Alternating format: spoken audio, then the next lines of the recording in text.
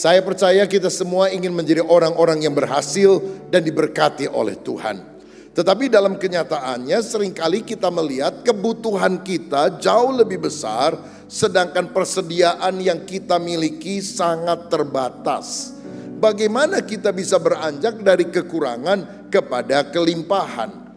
Kalau kita baca ayat yang kelima tadi, ada kekurangan yang dirasakan oleh orang-orang yang berhimpun mendengar khotbah Yesus. Karena 5.000 lebih laki-laki belum pada makan, padahal mereka hanya punya persediaan 5 roti 2 ikan, itu pun hasil sumbangan seorang anak kecil kepada Yesus. Tetapi ayat 13 tadi berkata bahwa mereka semua makan kenyang, bahkan ada sisanya 12 bakul. Ayat 5 kekurangan, ayat 13 kelimpahan. Nah, bagaimana kita bisa bergerak dari kekurangan kepada kelimpahan? Ada prosesnya yang dicatat mulai dari ayat 5 sampai ayat 13 tadi. Yang pertama, kalau kita ingin beranjak dari kekurangan kepada kelimpahan, kita harus memulai dari hal yang kecil. Ayat 9 tadi berkata, di sini ada seorang anak yang mempunyai 5 roti jelai dan 2 ikan, tetapi apakah artinya itu untuk orang sebanyak ini? Tahukah saudara bahwa Tuhan itu senang membuat hal-hal besar dari sumber yang kecil? Sebab ketika hal besar terjadi pada persediaannya terbatas, yang dipermuliakan adalah Tuhan. Karena dia bisa melipat gandakan apa yang sedikit menjadi berkat bagi banyak orang. Daud yang kecil Tuhan pakai untuk mengalahkan Goliat, raksasa Filistin yang 3 meter tingginya. Kalau untuk menghadapi Goliat, Tuhan membangkitkan ada seorang prajurit Israel yang tingginya 4 meter. Kita bilang bukan mujizat, memang 3 meter ya pasti kalah sama 4 meter. Tapi raksasa 3 meter dari Filistin dikalahkan oleh Daud yang masih muda, yang kecil. Maka orang bilang bukan Daud yang hebat, tapi Tuhan yang hebat. Ada seorang janda yang gak punya apa-apa, tetapi kemudian Tuhan memberkati dia. Minyak sedikit, tepung segenggam. Diutamakan dulu hamba Tuhan Elisa yang meminta kepadanya. Dan apa yang terjadi? Minyaknya tidak habis, lalu tepungnya tidak pernah habis, sampai musim kelaparan habis. Dan Elia mengalami berkat Tuhan, dia juga bisa makan dan dia memberkati janda di Sarfat tersebut. Karena itu jangan pernah meremehkan hal yang kecil, sebab bila kita menekuni, kita bisa berhasil dalam hidup. Cuma 5 roti 2 ikan, mana mungkin bisa mengenyangkan 5.000 orang. Tetapi kalau kita mau memulai dari hal yang kecil, bisa. Saya perhatikan orang-orang sukses dalam kehidupan ini, baik orang Kristen maupun bukan, saudara-saudara, adalah orang yang tekun menghargai hal yang kecil. Memulai dari hal yang kecil bisa berhasil. Kedua, bagaimana kita beranjak dari kekurangan kepada kelimpahan? Kita harus mempercayakan hidup kepada Yesus. Ayat 9 tadi berkata, di sini cuma ada 5 roti 2 ikan, tapi apa artinya untuk orang sebanyak ini? Tapi lihat langkah Yesus ayat 11, lalu Yesus mengambil roti itu, mengucap syukur, membagi-bagikannya kepada mereka yang duduk di situ. Demikian juga dibuatnya dengan ikan-ikan itu sebanyak yang mereka kehendaki. Yang ada memang sedikit, tapi ditaruh pada tangan yang tepat, yaitu tangan Yesus. Sehingga yang sedikit bersama Yesus menjadi mayoritas, menjadi penuh dengan kelimpahan berkat. Karena faktor Yesus membuat perbedaan. Nah, jadi kehadiran Tuhan itu bisa membuat yang sedikit jadi banyak. Perahu Simon kosong, gagal sepanjang malam. Yesus hadir di dalam perahu itu, tebarkan jalamu untuk menangkap ikan. Sudah, saya coba sepanjang malam dan gak ada orang tangkap ikan siang-siang, gak logis. Tapi kehadiran Yesus membuat perbedaan. Perahunya ketika ikan itu ditarik hampir tenggelam, sehingga dia harus berbagi dengan perahu lain. Kalau enggak benar-benar tenggelam. Saudara, Jesus Factor itu membuat perbedaan yang luar biasa dalam kehidupan. Mazmur 37 ayat 3-5, percayalah kepada Tuhan, lakukanlah yang baik, diamlah di negeri, berlakulah setia, dan bergembiralah karena Tuhan, maka Dia akan memberikan kepadamu apa yang diinginkan hatimu. Serahkanlah hidupmu kepada Tuhan dan percayalah kepadanya, maka Dia akan bertindak. Saudara, kalau jalanmu buntu, engkau berusaha keras ini itu, minta kasih karunia Tuhan. Kasih karunia Tuhan itu membuat perbedaan. Orang boleh pinter, rencana A, B, C, D. Kalau Tuhan tidak kasih berkat, nggak bisa. Berkat Tuhanlah yang menjadikan kaya, susah payah tidak akan menambahinya. Kalau Tuhan tutup pintu berkat, nggak akan ada yang bisa buka. Kalau Tuhan buka pintu berkat, nggak akan ada orang yang bisa tutup. Yang ketiga, mau jadi saluran berkat. Di ayat 10 dikatakan, kata Yesus, suruhlah orang-orang itu duduk. Adapun di tempat itu banyak rumput, maka duduklah orang-orang itu, kira-kira 5.000 laki-laki banyaknya.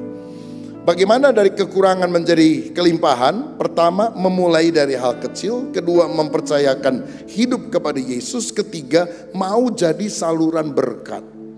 Sumber berkatnya, sumber mujizatnya adalah Yesus. Tapi para murid yang dipakai sebagai kaki tangan Yesus untuk berbagi kepada orang lain. Suruh mereka duduk, kata Yesus, bagi-bagi kelompok. Lalu kamu bagi-bagikan roti dan ikan ini. Panitia gak makan dulu, saudara sekalian. Murid Yesus gak makan dulu. Murid Yesus melayani dulu. Jadi saluran berkat. Bagaimana supaya kita diberkati Tuhan? Hati mesti besar. Jangan serakah. Kalau kita serakah, Tuhan gak tertarik memberkati orang yang serakah. Tuhan memberkati orang yang hatinya limpah. Limpah itu bukan punya mobil 5, rumah 10. Limpah itu artinya merasa cukup dengan berkat Tuhan dan bisa memberi kepada orang lain. Saudara mau jadi Kristen mana? Kristen sumur atau Kristen sungai? Kalau Kristen sumur dapat air hujan, ya di situ aja ditampung. Tapi kalau Kristen sungai dialirkan kepada yang lain. Jangan kita hanya berpikir diri sendiri menumpuk berkat, tapi kita mau jadi saluran berkat bagi orang-orang yang ada di sekitar kita. Jangan jadi Kristen sumur, tapi jadilah Kristen sungai yang jadi berkat bagi banyak orang. Nah, ada satu ayat dalam 2 Korintus 9 ayat 10 berkata demikian. Ia yang menyediakan benih bagi penabur dan roti untuk dimakan. Ia juga akan menyediakan benih bagi kamu dan melipat gandakannya dan menumbuhkan buah-buah kebenaranmu. Perhatikan ayat ini. Ternyata berkat Tuhan itu ada dua jenis. Yang pertama roti untuk dimakan, kita nikmati sendiri. Tapi yang kedua adalah benih untuk ditabur. Roti untuk dimakan, benih untuk ditabur. Kalau saudara dapat berkat, jangan dimakan semuanya. Karena ternyata ada bagian benih yang harus saudara tabur untuk pekerjaan Tuhan. Kalau saudara beli buah mangga, saudara kupas, makan daging mangganya, peloknya, bijinya, jangan dimakan. Bijinya itu harus ditanam supaya menghasilkan pohon mangga, buah mangga yang lebih banyak, yang lebih besar. Setiap berkat itu ada bagian benih untuk ditabur. Kita kan tiap hari berdoa untuk roti untuk makanan kita. Give us each day our daily bread. Berikan kami pada hari ini roti harian kami. Tiap hari kan kita doa minta berkat. Tuhan berkati saya. Mau makan aja doa, Tuhan berkati makanan ini. Kita selalu minta berkat. Padahal dari sumber itu ada dua jenis berkat. Pertama roti untuk dimakan kita nikmati. Tapi kedua ingat, benih untuk ditabur. Benih untuk ditabur sumbernya bukan kita. Benih untuk ditabur sumbernya juga punya Tuhan. Kalau saudara tiap hari minta berkat untuk engkau nikmati. Kenapa?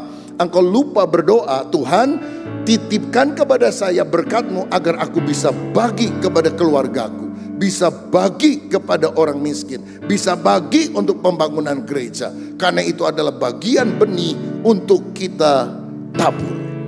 Dan kalau saudara melakukan dua hal itu, Tuhan suka dengan orang Kristen sungai. Yang seperti murid-murid itu bagi dulu sama orang lain. Sehingga mujizat pelipat gandaan itu terjadi. Mau jadi saluran berkat bagi orang lain. Dan jangan doa gini, Tuhan bikin saya kaya dulu, baru nanti saya menabur. Itu bukan caranya Tuhan. Yang Tuhan lihat cuma 5 roti 2 ikan, sedikit. Tapi waktu dibagi-bagi, itu jadi banyak. Karena Alkitab bilang Yesus mengangkat roti itu, berdoa, mengucap syukur. Setelah amin, apa 5 roti kecil berubah jadi 5 roti segede bantal? Apa 2 ikan teri berubah jadi 2 ikan paus? Sehingga 5.000 orang bisa makan? Kan enggak. Rotinya tetap kecil dan juga ikannya tetap kecil. Tapi waktu dibagi-bagi, mujizatnya terjadi. Walaupun saudara punya sedikit, belajar bagi, belajar bagi. Engkau akan lihat mujizat pelipat gandaannya terjadi. Punya sedikit, dibagi, dibagi, dibagi. Nggak masuk akal. Itulah cara kerja Yesus. Nggak usah doa, Tuhan bikin saya kaya dulu, bikin saya jadi konglomerat. Bukan cara itu Tuhan. Saudara punya sedikit, temanmu ada kebutuhan, berbagi dari yang sedikit itu. Tuhan yang akan nanti menambahkan. Karena ada roti untuk dimakan dan benih untuk ditabur. Yang keempat, yang terakhir, bagaimana dari kekurangan menjadi kelimpahan? Harus mengelola berkat dengan baik. Ayat yang ke-12 dikatakan, dan setelah mereka kenyang, ia berkata kepada murid-muridnya, kumpulkanlah potongan-potongan yang lebih supaya tidak ada yang terbuang. Tuhan mau setelah saudara diberkati, tetap mengelola berkat dengan baik. Jangan boros. Boros itu dosa, menyia-nyiakan resources, sumber yang berasal dari Tuhan. Dia yang mencukupkan, tapi jangan kita menghambur-hamburkan. Kelola dengan baik, jangan konsumtif, jangan foya-foya. Jangan sampai utang sana, utang sini, saudara-saudara. Kalau belum ada uang, tahan diri. Jangan nafsu, keinginan memiliki ditekan. Supaya akhirnya jangan lebih banyak pengeluaran daripada pemasukan. Saya mau bilang, berkat Tuhan selalu bisa mencukupkan kebutuhan hidup saudara. Tapi tidak akan mencukupkan gaya hidup saudara.